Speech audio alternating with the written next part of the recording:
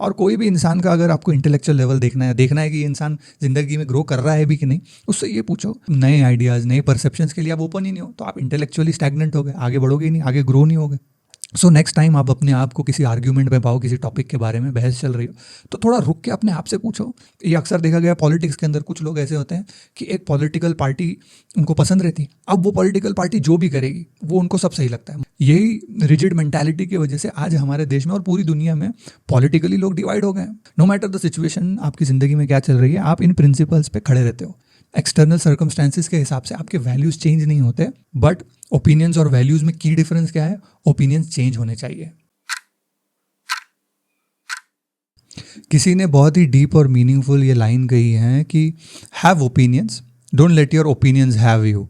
यानी कि किसी भी चीज़ के बारे में आप एक ओपिनियन रख सकते हैं, लेकिन ध्यान रहे ऐसा ना हो कि उस ओपिनियन ने आपको काम पे रखा हुआ है।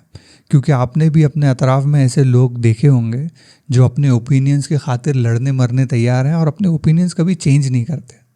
और ये जान के कोई हैरानी की बात नहीं है कि ऐसे जो लोग होते हैं अपनी ज़िंदगी में स्टक होते हैं, वो कभी आगे नहीं बढ़ पाते।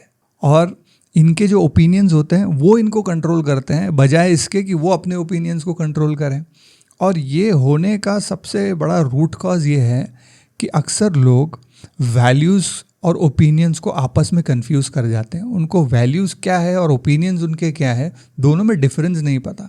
इसके वजह से वो खुद तो पीछे रहते ही हैं, लेकिन हमारी सोसाइटी में जो एक डीप डिवाइड है, पॉलिटिकल और आइडियोलॉजिकल डिवाइड जो हो रहा है, वो भी इन्हीं चीज़ों के वजह से हो रहा है, जब आप अपने वैल्यूज़ और ओपिनियंस में फ़र्क नहीं समझते।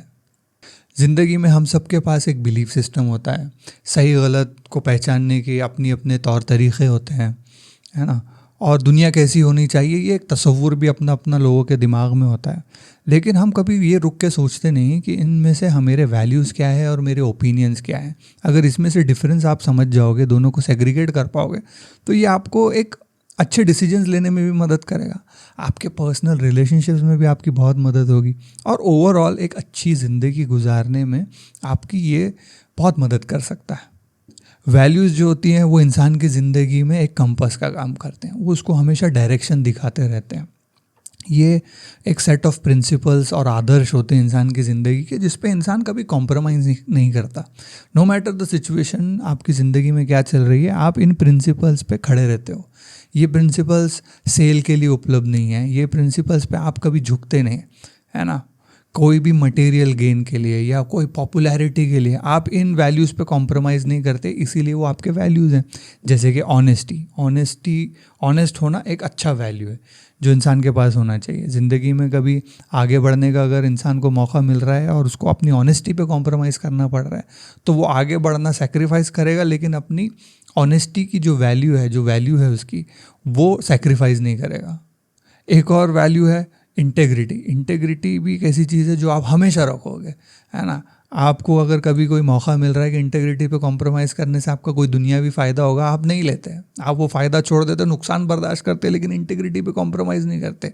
ये वैल्यूज़ है। बहुत लोगों के साथ अपने बिजनेस में, जॉब में ऐसी अपॉर्चुनिटीज़ आती है कि थोड़ी बेईमानी करने से वो आगे बढ़ सकते हैं, फ़ायदा कर सकते हैं, कोई प्रमोशन पा ले सकते हैं, किसी कलीग को चूना लगा करके या कोई नंबर्स फर्ज करके। ऐसे अपॉर्चुनिटीज़ अक्सर लोगों के सामने आते हैं, लेकिन आप वो अपॉर्चुनिटी को नहीं लेते। वो आप इसलिए नहीं रहते क्योंकि इंटेग्रिटी और ऑनेस्टी आपकी कोर वैल्यूज़ में, आपके एसेंस के अंदर वो बचा है। तो इसका मतलब ये होता है कि ये जो वैल्यूज़ हैं ये आपके कैरेक्टर के फाउंडेशन का हिस्सा है। एक्सटर्नल सर्कमस्टेंसेस के हिसाब से आपके वैल्यूज़ चेंज नहीं होते, वो वैल्यूज़ टाइमलेस है आपकी ज़िंदगी में, वो हमेशा रहने वाले हैं। और इससे अलग ओपिनियंस जो होते हैं, ओपिनियंस फ्लूइड होते हैं, वो बदल सकते हैं। इंसान की ज़िंदगी में जो ओपिनियंस होते हैं वो उसके एक्सपीरियंसेस के वजह से बनते हैं, उसके अपब्रिंगिंग के वजह से बनते हैं, किस प्रकार का वो मीडिया कंज्यूम कर रहा है उसके वजह से बनते हैं, किस प्रकार के लोगों से वो सराउंडेड है, कहाँ वो पला बड़ा है, उस वजह से उसके ओपिनियंस बनते हैं, उस तरीके के उसके ओपिनियंस बनते हैं। बट ओपिनियंस और वैल्यूज़ में की डिफरेंस क्या है, ओपिनियंस चेंज होने चाहिए। जैसे जैसे आपके पास नई इन्फॉर्मेशन आती है, आपने अपने ओपिनियंस को रीअसेस करना चाहिए और अगर ज़रूरत पड़े तो उसको चेंज करना चाहिए। यही प्रोसेस के वजह से आप ग्रो हो पाओगे, यही दिखलाएगा कि आप ज़िंदगी में कितने ग्रो हो रहे हैं। जैसे जैसे नई इन्फॉर्मेशन आपके पास आएगी आप अपने ओपिनियंस को रीअसेस करना चाहिए और ज़रूरत पड़ने पे उनको बदलना भी चाहिए। और जब कोई इंसान अपने ओपिनियंस बदलता है वो एक साइन होता है उसकी ग्रोथ का। और सोच के देखो ना, अगर आपने ज़िंदगी में कभी ओपिनियंस अपने बदले ही नहीं, इसका मतलब ये है कि आप ज़िंदगी में कभी ग्रो हुए ही नहीं, या फिर आप परफेक्ट पैदा हुए थे। ये तो हो नहीं सकता। और कोई भी इंसान का अगर आपको इंटेलेक्चुअल लेवल देखना है कि ये इंसान ज़िंदगी में ग्रो कर रहा है भी कि नहीं, उससे ये पूछो कि मुझे एक ऐसी चीज़ बताओ जिसके बारे में आपने अपनी मान्यता या अपनी धारणा बदली हो रिसेंट टाइम्स में। अगर उसके पास एक भी एग्जाम्पल नहीं है जिसके बारे में उसने अपनी सोच बदली हो रिसेंट में, इसका मतलब ये है कि वो इंसान अब ओपिनियंस नहीं रखता, उसको ओपिनियंस नहीं रखा हुआ है। जब भी आप अपने ओपिनियन से बहुत ज़्यादा अटैच हो जाते हैं, आपके ओपिनियंस आपको कंट्रोल करने लगते हैं और आप नए आइडियाज़, नए परसेप्शंस के लिए आप ओपन ही नहीं हो, तो आप इंटेलेक्चुअली स्टैग्नेंट हो गए, आगे बढ़ोगे ही नहीं, आगे ग्रो नहीं होगे। जैसे फॉर एग्जांपल इमेजिन आप ऐसी धारणा रखते थे कि ज़िंदगी में, दुनिया में कामयाब होने के लिए सिर्फ हार्डवर्क की ज़रूरत होती है। लेकिन धीरे धीरे जैसे आप ज़िंदगी में आगे बढ़ते हैं, आपको ये रियलाइज़ होता है कि सक्सेस और फेलियर के अंदर आपके प्रिविलेज का भी बहुत बड़ा कंट्रीब्यूशन होता है, आपकी मेंटल वेलबींग का भी कंट्रीब्यूशन है, लक भी बहुत बड़ा फैक्टर प्ले करता है। ये सारी चीज़ें आपको बाद में समझ में आई। तो एक इंसान जो एक्चुअल में ग्रो हो रहा है वो अपने ओपिनियन के अंदर इन न्यूआंसेस के लिए जगह बनाएगा। और एक ऐसा इंसान जो ओपिनियन से स्टक है, वो सारे ये जो इन्फॉर्मेशन उसके पास नहीं आई है उसको डिसमिस करेगा और अपना जो कोर ओपिनियन है जो पहले था उसका, उसको लेकर के आगे बढ़ेगा। गोल यहाँ पर हमेशा सही होने का नहीं है। गोल यहाँ पर इंसान का ये होना चाहिए कि नई इन्फॉर्मेशन आने के बाद मेरे जो ओपिनियंस हैं मैं उनको अपग्रेड करूँ, अपडेट करूँ, या अगर ज़रूरत पड़ी तो उनको डिस्कार्ड भी कर दूँ। इसका मतलब ये नहीं है कि ओपिनियंस इंपॉर्टेंट नहीं है, ओपिनियंस होना भी बहुत इंपॉर्टेंट है दुनिया में नेविगेट करने के लिए, लेकिन उनको समय समय पर अपडेट करते रहना ये भी ज़्यादा इंपॉर्टेंट है। और values on the other hand, values एक ऐसी चीज़ है जिस पे कोई चेंज नहीं होना चाहिए, उस पर कॉम्प्रोमाइज़ नहीं होने चाहिए, वो नॉन नेगोशिएबल्स होने चाहिए। वो मैल्कम एक्स ने बहुत फेमस कहावत है उनकी कि if you don't stand for anything you will fall for everything. ये पावर होता है वैल्यूज़ का, ये आपको एंकर करके रखते हैं।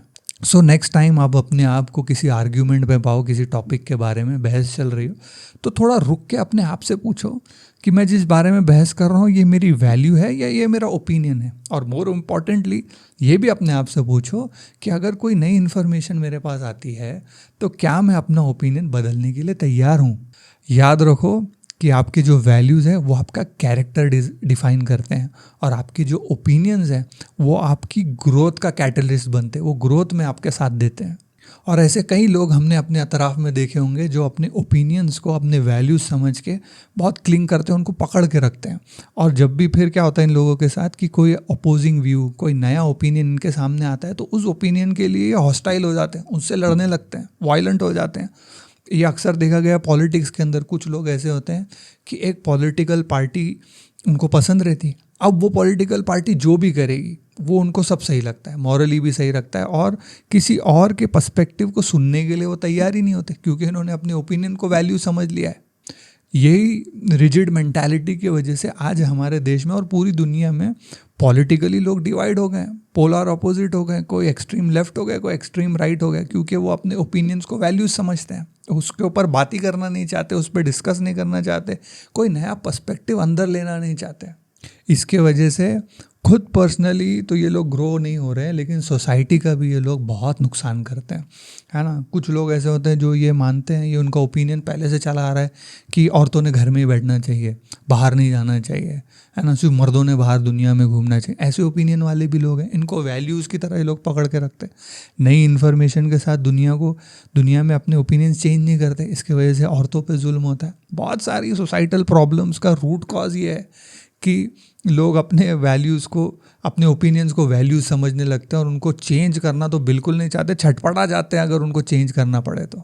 सो लास्टली जस्ट रिमेंबर कि जो वैल्यूज़ हैं वो आपको ज़िंदगी में डायरेक्शन देते हैं, लेकिन जो ओपिनियंस हैं वो आपको बदलते रहना चाहिए, उसके नई इन्फॉर्मेशन के इनफैक्ट तलाश में रहना चाहिए, उसको बार बार चेक करते रहना चाहिए अगर आपको दुनिया में ज़िंदगी में ग्रो होना है।